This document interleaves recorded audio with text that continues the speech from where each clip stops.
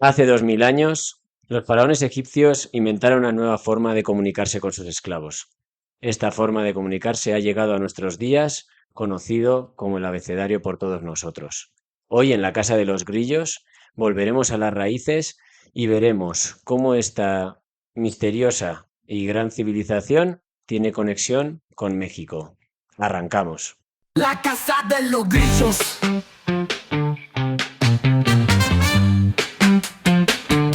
La casa de los grillos.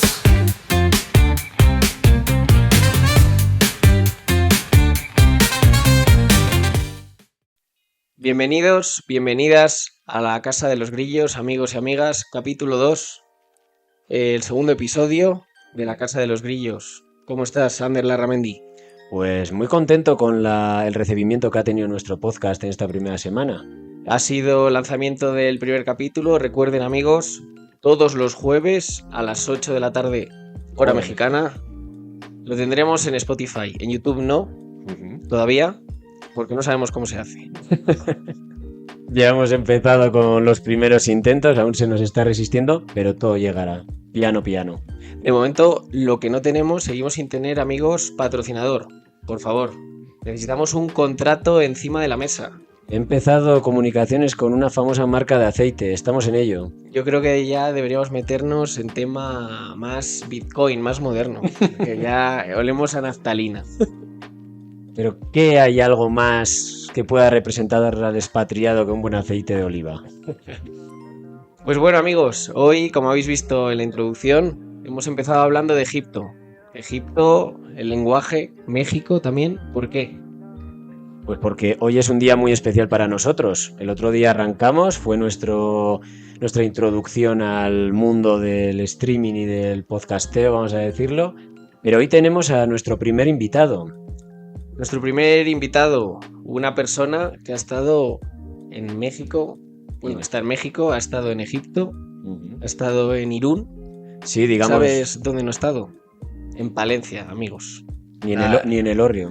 Las grandes desconocidas. Digamos que, ¿cómo es? Nació en el río Bidasoa, pasó por el río Nilo y ahora vive, curiosamente, en Río Po, en Ciudad de México. En el lago de Texcoco. Curiosamente. Pues nada, amigos, damos la bienvenida a nuestro primer invitado en la Casa de los Grillos, John González. ¿Qué tal? No vamos a aplaudir porque queda un poquito raro. Un ¿Qué tal? guietorri. Agarra ahí el micro. Un placer estar aquí, ¿eh? ¿Estás nervioso?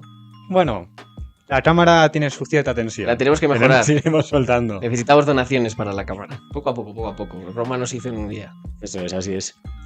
Entonces, ¿quién nada. eres? ¿Quién eres, Primero de todo, Jumbo? un placer estar aquí.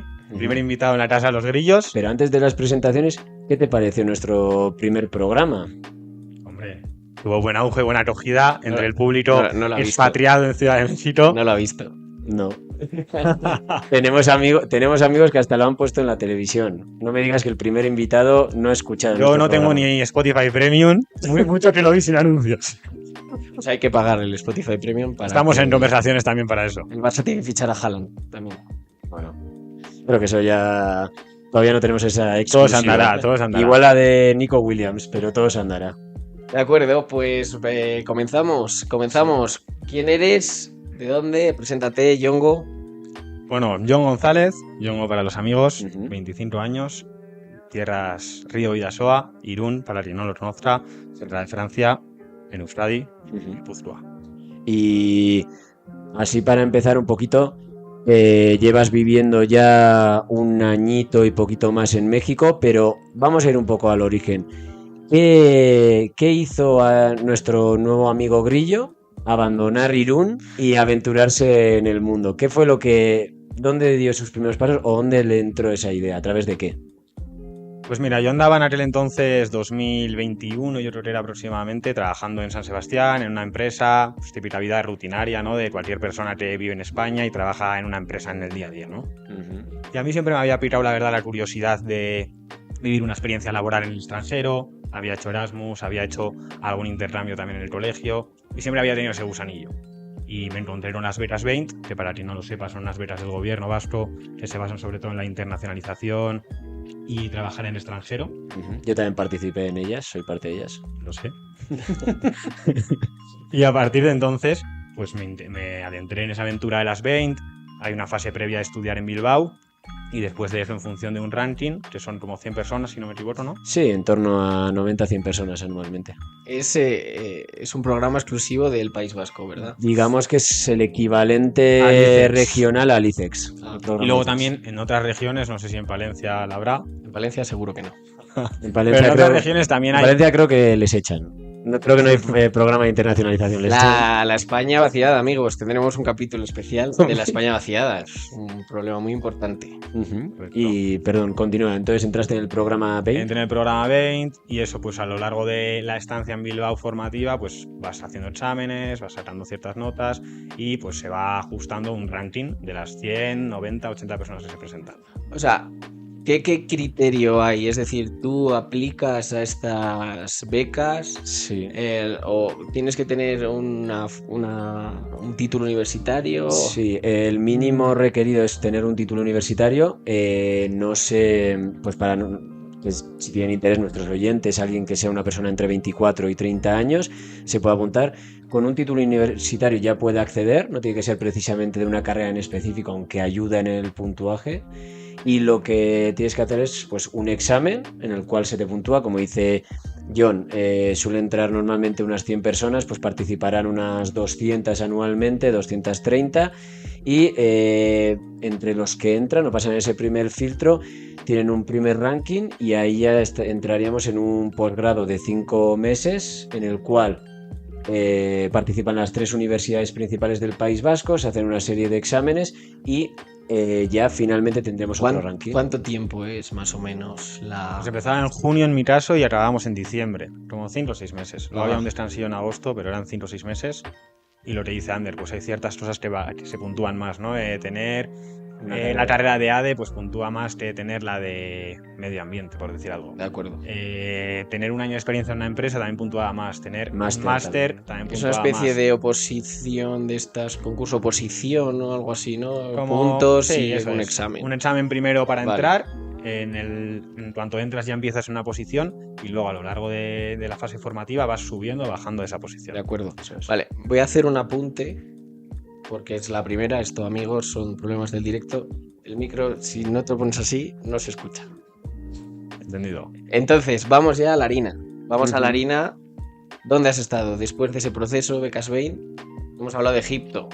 ¿Qué ha pasado en Egipto? ¿Fue tu única opción en la cabeza? ¿Tuviste en mente más opciones o cómo fue? Lo cierto es que Egipto, porque claro, tú cuando acabas ya la beca sabes cuál es tu posición y tienes que ordenar los países a los que te quieres ir en un ranking tú también. Claro. Y yo digamos que tampoco era el mejor posicionado en ese ranking. Yo estaba a posición, échale 59-60, por ahí andaba. No aprobaste el examen de plástica. El de música, la flauta, no la pasé. Bueno, pero eres un Entonces- grillito trabajador. Dentro de esas posiciones, yo Egipto la puse en la posición 25. O sea, la Ostras. puse por delante, pues no sé, Estados Unidos, México mismamente, Ucrania no. Ucrania no. No se podía ir. Ucrania no se puede. Creo que fue el primer año ya que no entraba a Ucrania. Por lo que sea, estaba jodido. Estados Unidos, decía, Canadá, también lo puse antes, México. Sudeste Asiático, México. Las típicas un poco punteras. Ya a todo el mundo les llama la atención y que yo realmente sabía que no me iban a llegar. O sea, que digamos que vale, sí, el Cairo fue mi opción número 25, pero también era la primera de mis factibles. Por si suena la flauta, ¿no? Que Sí, o sea, yo sabía que las 24 previas era prácticamente imposible que fueran a tocar. Las primeras siempre son las más blindadas, pues todo el mundo escoge posiciones como Singapur, Washington, Nueva York, entonces como dice él, al final las primeras son las que con total ilusión las marcas y luego ya a partir de un ranking ya empiezas una posición Con ya lo ver lo realista. más factible, ¿no? Lo más realista. Entonces, pues el Cairo dentro de lo que tenía, ni tan mal. Porque era la primera de las factibles y de las que me apetecía realmente. ¿Y qué tal? ¿Cómo fue ese aterrizaje en el Cairo? Bueno, también, ¿cómo le cuentas a tu madre, a tu padre, a tu familia que te vas al Cairo? Pues a mí la verdad que me apetecía un poco de choque cultural, ¿no? Ya que tienes la posibilidad de irte un año a trabajar a un lugar nuevo completamente y y diferente, pues sería algo que fuera un poco chocante y que fuera diferente a lo que ya había vivido anteriormente. En aquella época, ¿qué tal estaba Egipto? ¿Ya se había calmado el asunto? Todavía estaba bastante inestable. Digo, por tu familia, ¿qué tal se lo tomó? No, estaba tranquilo en aquel momento. Luego ya contaré, pero durante el año, en octubre, noviembre, fue cuando estalló todo el problema con Palestina e Israel, y ahí estaba el tema un poco más caliente, pero el resto tranquilito. Entonces tenías el apoyo de tu familia, así que adelante. Sí, así es. Y como dice Andrés, ¿cómo es, una vez que ya se ha pasado ese choque, cómo es esa idea de mentalizarse y aterrizar en el Cairo? ¿Cómo recuerdas aquellos primeros momentos? Pues desde el principio fue un poco difícil porque llevaban igual 8 generaciones sin tener un 20 en el Cairo. Entonces yo rompía un poco con esa dinámica que venía de los años anteriores de que no había vascos o 20 en el Cairo. Entonces yo llegué, hubo también problemas de visados y el primer mes estuve yo solo. O sea, mis compañeros que trabajaban conmigo en la Embajada de España, en la oficina comercial, no llegaron hasta pasado el mes. Entonces pues sí que fue sacarme las castañas del fuego completamente, llegar sin casa. Me recomendaron un hotel que era una puta mierda. Llegué al hotel y no tenía Vamos a tener el que meter ascensor. pitidos. Vamos a tener que meter pitidos en la casa de los grillos, amigos. Vamos a para tener todos que los poner públicos. cri-cri. Y la... No tenía ni puerta el ascensor del hotel. Madre mía, ¿y era en el... ¿Vivías cerca de la OFECOME, para el que no lo sepa, la oficina comercial de España en el Cairo, o tenías que desplazarte ya desde un principio en ese caos, en esa maraña que es el Cairo? No, la verdad que vivía a 2 calles. O sea, el hotel no me lo pusieron, pero me lo recomendaron ellos. Ujú. Estaba a 2 calles de la oficina y tardaba 2 minutos andando. Es muy típico recomendar, yo creo que en todas las becas normalmente, como suelen tener una duración de 1 año y 8 meses, y el primer año es en un lugar público, como puede ser una cámara de comercio, en una OFECOME o en mi caso como una delegación del gobierno vasco, siempre el hecho de vivir cerca del lugar del trabajo para que el primer choque no sea ya tener que buscarte, ¿cómo se dice? ¿Cómo voy a llegar a este sitio en 40 minutos con 2 autobuses? Sino ya poder ir andando y tener más cerca. Eso es. Y Y ya a partir de ahí pues empecé a buscar piso, ¿no? Desde el principio. O sea, yo tenía claro que tampoco quería estar en el hotel pagando una noche de hotel durante 2 semanas. Entonces lo que hice fue nada más llegar, me monté un día con 2 tíos en un coche, con 2 egipcios, qué bien suena. de puta madre, y me empezaron a enseñar casas. O sea, yo los había contactado de antes y me monté en el coche y íbamos parando por casas, las veía, bajaba y digo tú. Y en un punto le dije, tú, estos me van a secuestrar. O sea, ¿y cómo contactaste con estos dos tíos? Pues ni sé, o sea, por grupos de Facebook o no sé, por típicos grupos de estos de buscar piso en el Cairo, no sé cómo di con esa gente, quedé con ellos, me subí ahí en el coche y Todo dije... esto sin ningún tipo de guía ni nada. No, y lo mejor, sin cómo fue la conversación. En un inglés Claro. rudimentario, en... Allí el inglés nos estila mucho. Como decía un colega mío de allí, teníamos nosotros que deconstruir nuestro inglés para hacernos entender, ¿sabes? como hemos dicho antes, el abecedario, pues aquí tuviste que usar la mímica y todo lo que podía ser. Sí, sí. Y luego conseguiste trabajo, o sea, conseguiste el piso. Esto estamos hablando de a las 2-3 No, semanas. yo creo que fue, no me acuerdo bien, pero ese mismo día me visité 5 o 6 pisos y luego me quedé con uno de esos y yo creo que no tardé más de 1 semana en entrar o 5 días. O sea, ya enseguida tuve el piso y eso, la verdad, que llegas a un país nuevo y te da tranquilidad. En el momento en que ya tienes tu piso donde sabes que te vas a quedar durante todo el año, ya te quedas un poco más tranquilo y, no sé, te centras más en otras cosas como conocer la ciudad, el trabajo, hacer amistades. ¿Era un piso para ti solo o compartías con alguien más? Compartía con otro más que todavía por aquel entonces no había llegado. Uh-huh. Y luego al final acabé compartiendo con otro más. O sea, al final acabamos siendo 3. Era un piso de la hostia. O sea, eran igual 180 metros cuadrados. Teníamos una terraza bastante guay. Súper barato. Comparado con lo que pagamos aquí en México, muy muy barato. Uh-huh. Y la verdad era un pisazo. Un poco antiguo, un estilo así un poco... Sí, pero llevadero. Pero sí, muy Un bueno. estilo retro. Retro, vamos a decir, sí. ahora. Bueno, el Cairo, caos, cultura. Cuéntanos un poco cómo es ese día a día en el Cairo, con el caos, la gastronomía también, la comida, cuéntanos. ¿Cómo son esos primeros pasitos? Porque al final... Pues sí, o sea, al final era un poco lo que gustaba, lo que os decía, ¿no? Algo que me impactara, que no viviéramos en nuestro día a día en España o en otros países europeos y cumplieron las expectativas. O sea, aquello era una jungla. ¿Y cómo...? O sea, no podías estar por la calle sin escuchar durante 3 segundos seguidos un pitido, un coche. ¿Sabes? Igual que aquí. ¿Y cómo...? Igual o peor, sí, sí. ¿Y cómo describirías, por ejemplo, el egipcio? ¿Cómo dirías que es? Por ejemplo, si tienes que hacer una idea de un egipcio estándar, ¿cómo lo describirías? ¿Es amable con el extranjero? ¿Te quieren ayudar?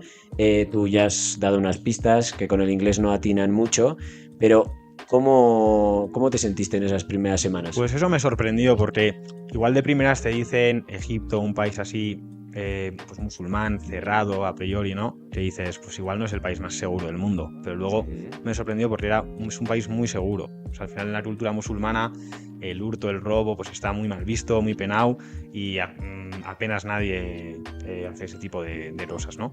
Y luego el egipcio yo creo que tiene mucho más que ver con el español de lo que nosotros nos pensamos.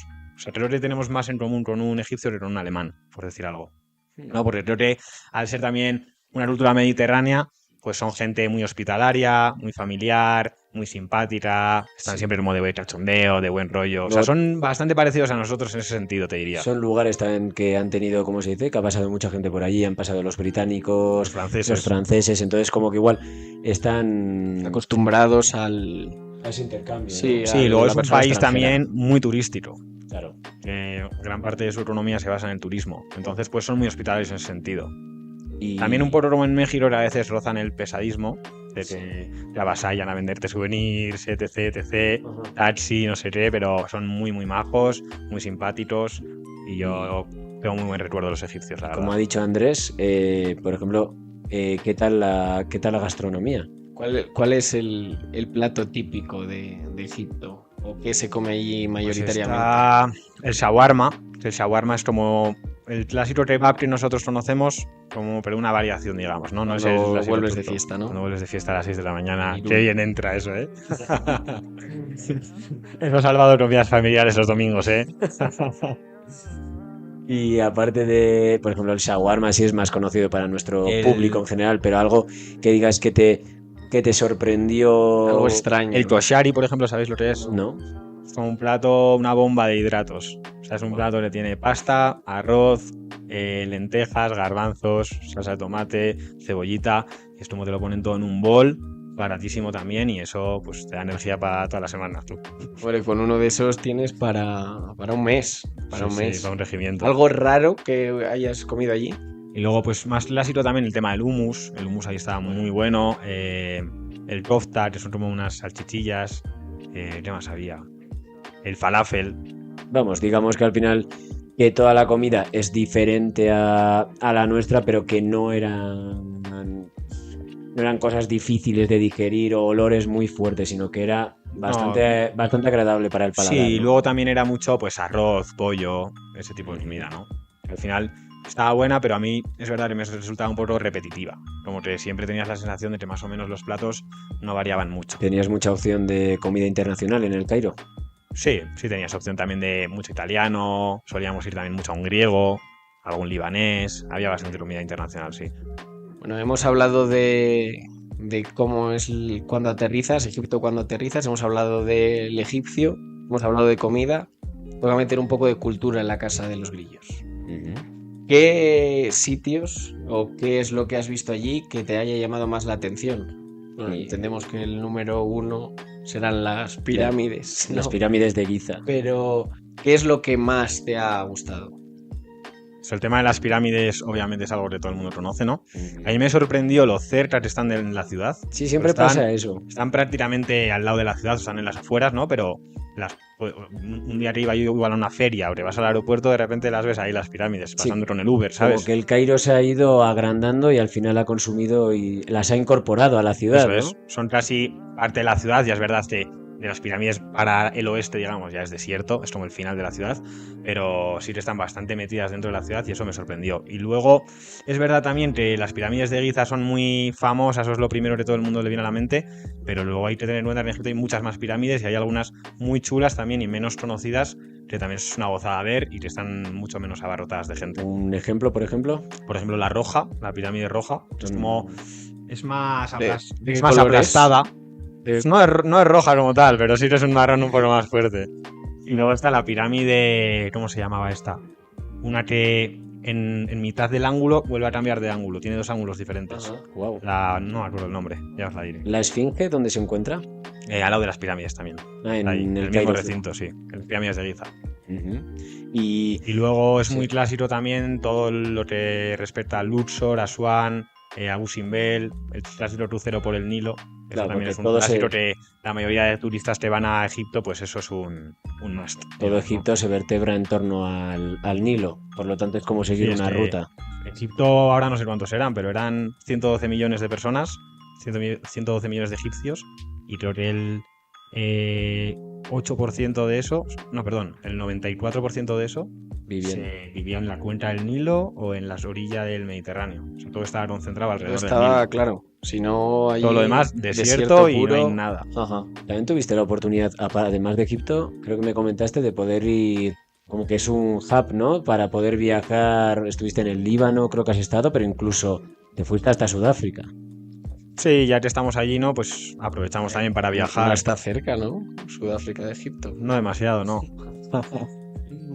Aprovechamos para viajar un poquito, sí. O sea, al final Egipto, pues creo que dentro del país tiene bastantes atractivos que también vimos, pero luego pues estuve en Líbano, como dices, en Grecia, en Qatar, en Jordania, en Sudáfrica, y creo que eso sería todo. Pero sí, el viaje más gordo que nos pegamos, que fueron 10, 12 días, y el que pues más pasta nos dejamos y tal, fue el de Sudáfrica. ¿Y qué tal el Líbano? Bueno, Grecia ya es Europa, pero digamos que en todos los sitios veías un poquito de Egipto en esos lugares. O sea, al final son países que tienen mucha Mediterráneo. similitud, pero cada uno también tiene un poco su peculiaridad. O sea, Líbano me pareció un país también muy curioso, muy demacrado y jodido por circunstancias que ha tenido recientemente, ¿no? Pero un país que si estuviese bien sería muy bonito y con mucho ambiente, mucha cultura, mucha vida. Eso decían que le llamaban la Suiza de Eso es, Oriente, eso Ah, es. la Suiza de Oriente. por lo bonito que era, por cómo Beirut, estaba. ¿no? Beirut, por Oh. cómo estaba, era la perla del Mediterráneo y además, digamos que era un lugar donde se concentraban, Egipto también ha sido, un lugar donde se han concentrado muchas religiones diferentes, pero hasta que, pues como dice John, pues estallaron una serie de conflictos en los años 80 y ya se enturbió todo un poco. En Egipto, por ejemplo, pues también ha tenido sus más y sus menos. Hoy en día está, creo que cuando tú llegaste también ya estaba Al-Sisi, pero Sí. digamos que han sido lugares con una magia muy especial en los últimos siglos. De hecho, por enlazar un poco, el taco pastor de la Ciudad de México no se crea hasta que llega la inmigración libanesa. Ocurre Ah. también en muchos países de Latinoamérica. ¿En serio? La cultura, sobre todo gastronómica libanesa, afecta. ¿Cuánto aprendemos en este podcast, eh? La casa de los grillos, amigos. Y no cobramos por ello, ¿eh? De momento. Todo se andará. Y pues ya hemos hablado un poquito en contexto, pero ¿por qué no vamos a algo muy elemental como es el lago? Hemos hablado del Nilo, pero vamos a hablar también un poquito del mar, ¿no? Porque los dos alguna vez habéis practicado el buceo y tú has tenido la oportunidad de bucear en uno de los sitios más mágicos del mundo. Cuéntanos un poco sobre ello. Sí, o sea, al final, yo la verdad que cuando cuando fui a Egipto, cuando elegí como Egipto como destino, no sabía que tenía esa fama por el buceo en el Mar Rojo, ¿no? Pero pues hablando un poco con la gente que había estado otros años allá y demás, pues nos decían que aconsejaban mucho sacarse el título, que encima allí era muy barato, que era una buena oportunidad y que ¿Habías buceado antes? nunca. O sea, la primera La vez que bañera. buceé, la primera vez que buceé fue en la piscina Artaletu de Irún. Un saludo, un saludo. Y la segunda en Egipto. Sí, señor. Wow. Y pues aprovechando eso, que era barato, que era un buen momento y tal, por probar algo nuevo, pues le dimos caña al buceo y acabé el año haciendo igual 38 inmersiones o algo así. Wow, 38 inversiones. Y la verdad que el Mar Rojo es muy bonito, o sea, mucho coral, mucha vida marina. Tiene también muchos pecios que son como barcos hundidos que están en medio del Mar Rojo, a los que puedes acceder también buceando. ¿Y no has pasado miedo en algún momento, yo que sé, que ves un tiburón que aparece o... O sea, en Egipto sí que vi un par de tiburones una vez, pero en la mayoría de inmersiones no vi tiburones. O sea, no es igual de ver criaturas muy grandes o muy Igual es más imponentes, sino es más el colorido del Igual es mar, más naturaleza, pero digamos el vegetal. coral, Eso de es. todo. O sea, también hay mucha fauna marina, pero más tipo pececillos de colores. Sí, eso, más que nada tortugas y tal. Y luego, pues, Para mí los momentos igual más tensos, más que ver cuando te encuentras con algún animal, por ejemplo dentro de un barco, si el aire te falla o algo, tienes techo arriba, no puedes salir pitando para la orilla, o sea, para la orilla, para la superficie. Entonces eso sí que igual es lo más así un poco que te puede poner nervioso, yo creo. Claro, actividad arriesgada, actividad que dependiendo de la profundidad es un paso entre la vida y la muerte. Sí, no queremos ser Qué dramático, no queremos ¿eh? ser tan dramáticos, pero es que al final es una realidad que hay que tener en cuenta en estas prácticas. Tragicomedia en la casa de los grillos. Y ahora que estamos hablando de Egipto y tal, pero ¿por qué no buceamos un poquito, unos 8.000 kilómetros y Un poco nos solo, vamos ¿no? al segundo destino? ¿Por qué elegiste México? ¿Por qué acabaste aquí? Buena pregunta. Así como la primera respuesta te decía que elegía Egipto pues por el choque cultural, el irme a un país que me impactara, sentía que México era una opción más fácil en ese sentido, ¿no? Que igual está más lejos de casa, lo que quieras, pero hablan el mismo idioma que tú. Creo que también culturalmente pues son parecidos a nosotros los mexicanos en cierta manera. Y pensaba que no era tanto choque. Y lo elegí sobre todo más pues por un motivo laboral, ¿no? De que la oferta que tenía aquí de la empresa que me quiso contratar, pues me gustaba el proyecto y sobre todo lo hice más por eso que por el país, siendo también un destino México que me parecía cojonudo y en el que me lo iba a pasar genial seguro. Porque recordemos que es un periodo de tiempo en una oficina comercial, Un añito. un año, y luego es otro 8 meses. 8 meses en una empresa española internacionalizada. Puede ser, Puede no, en ser, nuestro caso puede sí. ser cualquier empresa Ah. del mundo. A diferencia del ICEX, el ICEX tiene que ser, como tú has dicho, una empresa que tenga la matriz española, pero en nuestro caso puede ser en cualquier lugar del mundo. Así ¿Y es. cómo es esa llegada a Ciudad de México? Ese cambio de Egipto a México. Pues así como todo el mundo dice, ¿no? Que la Ciudad de México es caótica, que el tráfico es insoportable, pues a mí me pareció incluso tranquila, ¿no? Si la comparaba con el Cairo. Me parecía civilizado y tranquilo. Bueno, tranquilo, entiéndase, ¿no? Pero relativamente. Y luego la llegada pues fue mucho más sencilla, porque ya tenía yo un par de amigas que estaban aquí, ellas se encargaron mucho también de mover el tema del piso, yo ya llegué y tenía aquí piso, conocía a gente con la que había coincidido en Bilbao en la fase de formación de las 20, entonces digamos que ya era bastante más fácil, tenía aquí mi cuadrillita hecha, mis amigos y con el piso ya y todo, la empresa, o sea, era una fase mucho menos de incertidumbre que la que viví en Egipto. ¿Y el mexicano y el egipcio? ¿Bastante diferencia? Pues ¿O ves como esa...?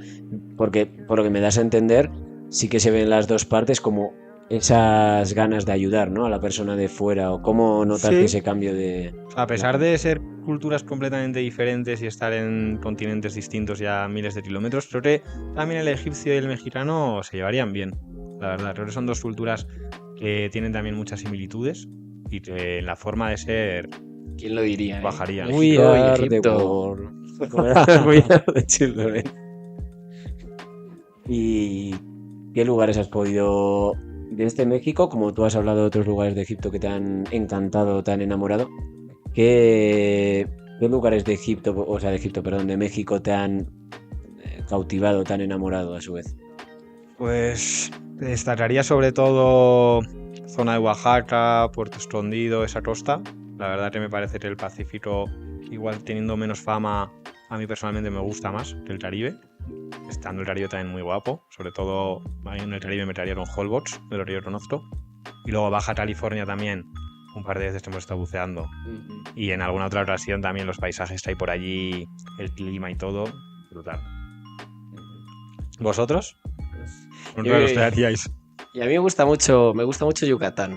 Me gusta mucho por el tema de cenotes, el tema de las pirámides, el Holbox. La gastronomía. La gastronomía Gastro- yucateña está buena, ¿eh?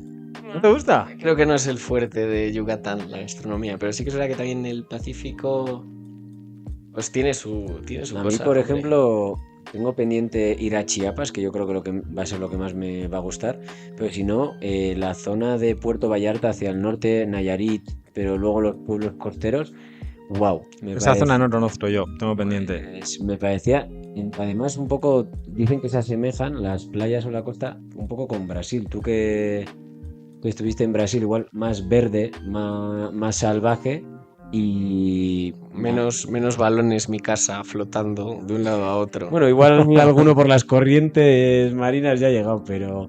Y si no, a mí, por ejemplo, también tengo que estar en Yucatán, pero si no, voy a decir un clásico que es Puerto Escondido también para ir unos días, para estar Que relajado. Puerto Escondido tiene todo. Fiesta, playa. Bueno, no queremos hacer actividades de apología aventura. del alcohol, no queremos hacer aquí, ¿eh? No, aquí somos... La fiesta no implica alcohol. Mira, buena respuesta. Uno puede beber sin salir de fiesta, que lo sepas. Y viceversa. Bueno, pues hemos hablado de México, cómo has llegado aquí, pero también yo quiero hacer énfasis en el punto de una persona que pasa aquí un proceso, pero luego se queda, porque tú actualmente estás fijo aquí en Ciudad de México. ¿Por qué? ¿Por qué te quedas en México, en Ciudad de México? O sea, yo creo que México es un país que te atrapa mucho, ¿no? O sea, Egipto, volviendo un poco atrás, me encantó, pero creo, sentía que en un año ya lo tenía todo hecho, ¿no? Entre comillas, que ya mi etapa en Egipto, como que por decirlo así, había acabado. En México, en cambio, 8 meses se me hicieron cortos, todavía creía que tenía muchas más cosas que ver, y aparte, pues vuelvo un poco a lo del inicio, que el tema también laboral, pues también es un factor importante a tener en cuenta. Estoy contento ahora mismo en la empresa, creo que es un proyecto atractivo, y juntando eso con lo No somos de a gusto- recursos humanos, ¿eh? no sois Puedes decir la headhunters.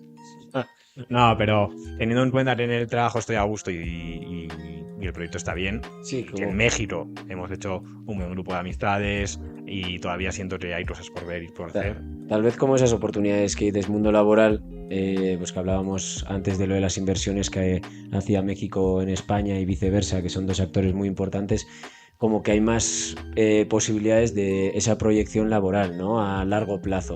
Pues como ha sido en tu caso, una empresa internacionalizada que ha ido poquito a poquito dando sus pasos. Un ejemplo claro de empresa vasca, en este caso Navarra, pero sí que te entiendo un poco de como más facilidades que en Egipto, ¿no? Para poder continuar y decir, oye, aquí puedo crear un proyecto por lo menos de quedarme unos cuantos añitos trabajando. Efectivamente, o sea, solo si tú sacas el listado de empresas españolas instaladas en Egipto, con sede en Egipto, versus el listado de empresas españolas en México, De comparación. no sé cómo será el dato, pero vamos, será una diferencia abismal.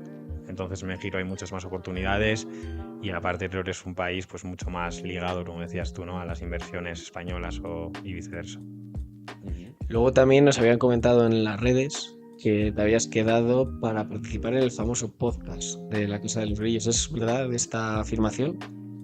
Bueno, mi decisión de quedarme se tomó ya hace un año, pero hombre, Se veía venir. creo que igual habiendo presentado como primer invitado, Es algo especial. es algo especial y yo me puedo ir tranquilo, ¿no? Y, y antes de empezar con la siguiente sección, una cosa que hablábamos en el capítulo introductorio es, sí, es como son unos años muy excitantes, o sea, puedes hacer muchas cosas tanto en Egipto como en México, pero ¿has sufrido un poco en algún momento el desgaste de estar fuera de casa, en algún momento como el decir, jope, estoy bien, estoy desarrollándome, pues como tenemos un buen grupo de amigos aquí, pero ¿alguna vez te hace un poco de mella el hecho de estar fuera de casa y alguna vez piensas en quiero volver o no? ¿Crees que como que existe el síndrome del expatriado, el de estar fuera de casa? El duelo del expatriado. Sí, como tan bonito que no lo pintan, pero ¿crees que cómo es desde tu punto de vista esos momentos de decir un poco de A ver, pues evidentemente echas de menos a la familia, amigos, la gastronomía, mucho también, momentos de allí que no tienes aquí. Pero bueno, yo creo que también por mi personalidad soy una persona bastante despegada y no soy muy de pensar en lo de allá o de echar demasiado de menos. Entonces creo que de momento lo he llevado bastante bien. Yo creo que también cuanto más tiempo pasas fuera, más también echas un poco de menos. Entonces yo ya voy a hacer 2 años y medio, llevo ya en el extranjero, entonces cada vez te apetece más volver. No es como al principio que quieres exprimir al máximo tu experiencia fuera, casi ni pasar por casa. Yo era muy de pensar así, ¿no? Pero ahora cada vez pues apetece más volver, visitar a abuelos, a tus padres, hermanos, familia. Sí, cuando amigos. pasas ya del primer enamoramiento con el sitio ya a la rutina, ya te das cuenta de wow, Sí, pero bueno, aun y todo, creo que todavía lo gestiono bien y todavía me veo, yo creo que unos añitos más por aquí, ojalá, o por el extranjero. Esperemos, porque ¿Vosotros? si nos falla un invitado, tienes que volver. No, esto es como A la tertulia. en algunos programas de la televisión española que cuando les falla uno tienen que improvisar. Aquí va a ser el comodín de Yongo. Nos faltan temas. Pues no sé si queréis cerrar la entrevista. Hemos estado a gusto, hemos comentado. Si hay alguna pregunta al Instagram, a Yongo, la responderá en directo Claro. en @yongo.com. Efectivamente. Y ahora, ¿por qué no das paso a otro momento especial del podcast? Y estrenamos sección, amigos. Estamos de estreno en la Casa de los Grillos. Lo hemos puesto por Instagram. La gente nos ha respondido y ¿Han llegado muchos? Han llegado. Con el grillo de la semana.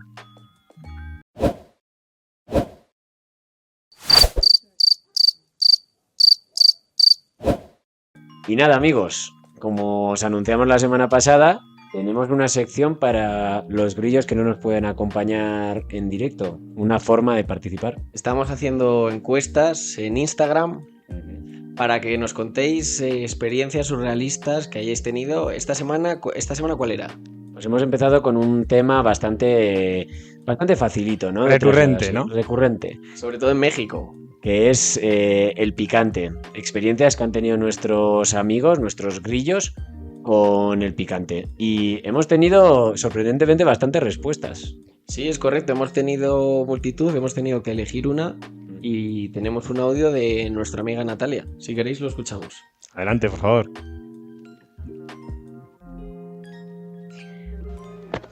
Pues mi peor experiencia con el picante fue con unas alitas de pollo, que además uno piensa, bueno, unas alitas de pollo que que puede salir mal, pero sí salió todo mal. Porque venían con una salsa de habanero que, no mames, me las metí en la boca y desde que lo probé dije, esto no está bien. Me empezó a subir un hormigueo desde la lengua por la mandíbula hasta los oídos. Me empezaron a pitar los oídos un chingo, o sea, empecé a sudar. No sabía dónde meterme de lo mal que lo estaba pasando, porque de verdad, o sea, me ardía la lengua, me pitaban los oídos, no escuchaba nada. Entonces, como que de un acto reflejo, me toqué los ojos. Madre mía, el peor error de mi vida. Me empezaron pero arder los ojos. Y empecé a llorar como una desconsolada porque ni escuchaba, ni sentía nada en la lengua, ni podía ver porque me picaban un chingo los ojos. No, o sea... el peor momento con el picante yo creo que de mi historia. No es que mal lo pasé. Ciega, sorda y muda. Parece la canción de Shakira. Duro, duro. Madre mía, yo, fíjate que cuando llegué aquí a México, mi jefa por aquel entonces, que era Marta Márquez, la responsable de empresarial en la delegación de Euskadi. Ya no estás ahí, tranquilo. Bueno, pero vamos a hacerle un homenaje. Y me acuerdo que el primer día nos dio unos, ¿cómo se dice? Unos dulces para niños. Para niños. Y como dice nuestra amiga Grilla, no mames. En plan, fue probarlos y me acuerdo que lo primero que le dije es, ¿en serio un niño puede comer esto?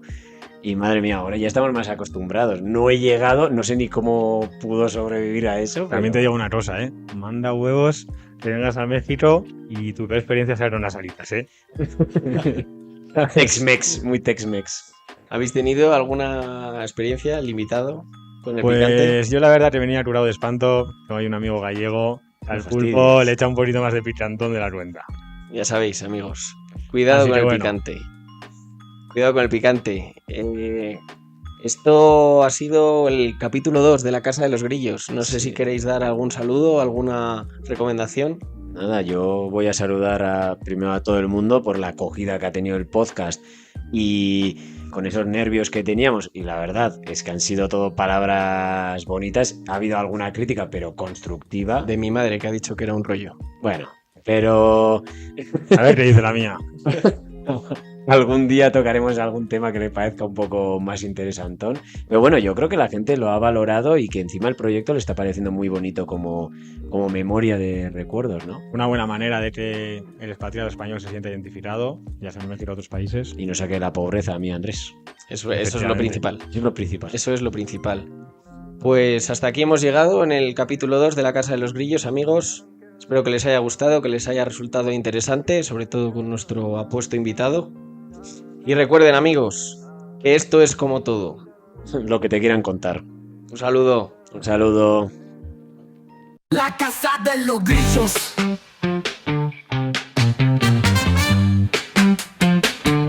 La casa de los grillos.